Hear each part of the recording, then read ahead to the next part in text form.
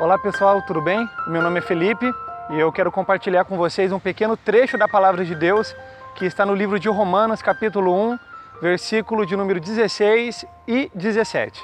E o texto bíblico lá ele vai dizer assim: porque eu não me envergonho do Evangelho, pois é o poder de Deus para a salvação de todo aquele que crê, primeiro do judeu e também do grego. Pois a justiça de Deus se revela no Evangelho, de fé em fé, como está escrito, o justo viverá pela fé. Bom, a gente poderia gastar um bom tempo falando desse texto bíblico aqui, mas eu só quero falar a respeito de graça, de fé e de obras.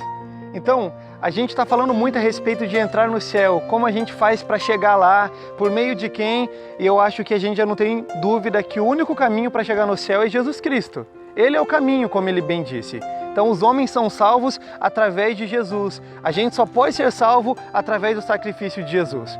Mas existe outra discussão sobre isso e eu gostaria de falar com vocês um pouquinho a respeito da graça. A graça de Deus, a graça de Jesus.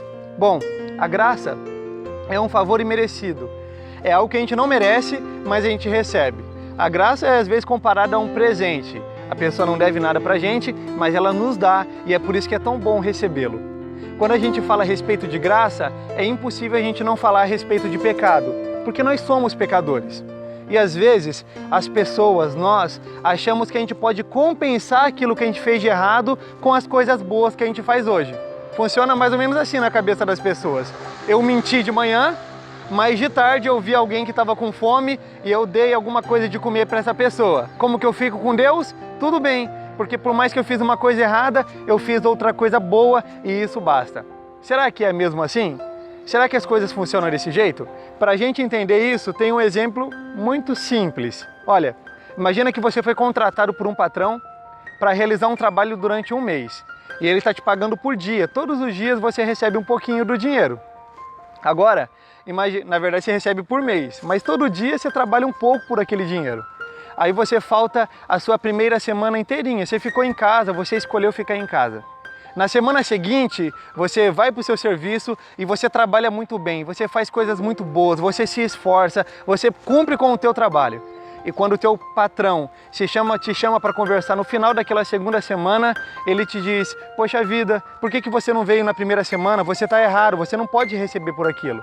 Aí você vai argumentar com ele: mas patrão, senhor, amigo, eu trabalhei muito bem na segunda semana. Eu fiz muito bem a minha parte na segunda semana.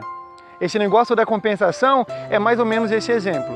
Se a gente não fez uma coisa boa lá no começo, não adianta a gente fazer coisas boas no final, porque nunca vai compensar a coisa ruim que a gente fez.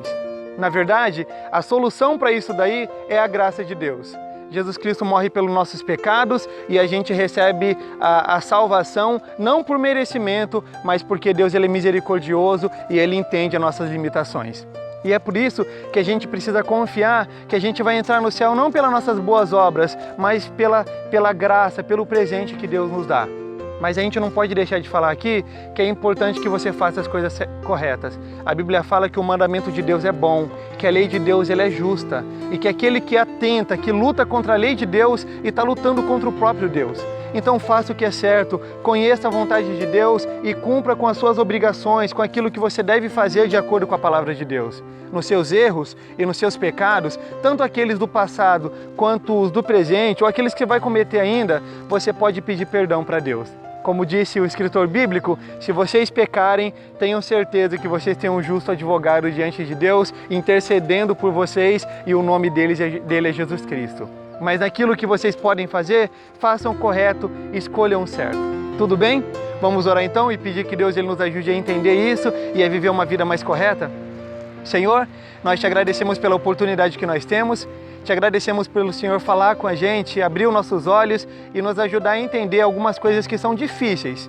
Que o Senhor nos ajude a entender, meu Pai, que a salvação não é dada a nós por merecimento, mas é um dom, é um presente que o Senhor entrega para homens e mulheres pecadoras. Que a gente compreenda isso, mas que ao mesmo tempo, que a gente não seja, meu Deus, enganados, tentados, Senhor Jesus, a viver uma vida de qualquer jeito, entendendo que de fato o Senhor já nos deu a salvação.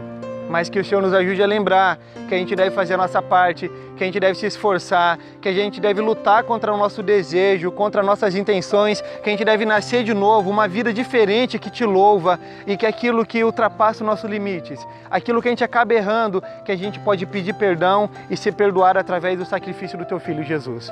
Nos ajude a entender isso, fica conosco, Senhor. Nos dê uma boa semana, nos dê um dia abençoado, Senhor, nos dê uma noite de sono. Nós precisamos do Senhor e nós pedimos a tua ajuda, meu Pai. Que nas nossas limitações, que a gente nunca se esqueça que o Senhor está do nosso lado, nos ajudando. Nós te agradecemos por tudo isso e pedimos que o Senhor fique conosco aqui e que o Senhor fique com essas pessoas aí também, em nome de Jesus. Amém.